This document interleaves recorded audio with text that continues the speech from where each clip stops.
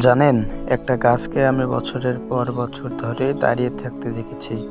ফল ভরা গাছ শব্দ করে না, গভীর নদী শব্দ করে না, অথচ খালি জিনিসগুলোই বেশি আওয়াজ তোলে। রোদ এসেছে, বৃষ্টি এসেছে, ঝড় এসেছে, মানুষ এসেছে, মানুষ চলে গেছে, কিন্তু গাছটি কখনো নিজের কষ্ট কাউকে বলেনি।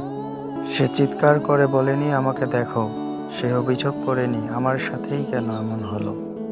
সে শুধু নিজের কাজ করে গেছে, নীরবে ছায়া দিয়েছে, নীরবে ফল দিয়েছে, নীরবে অক্সিজেন দিয়েছে। অথচ মানুষ মানুষ সামান্য প্রশংসা না পেলেই ভেঙে পড়ে, সামান্য অবহেলা পেলেই বদলে যায়।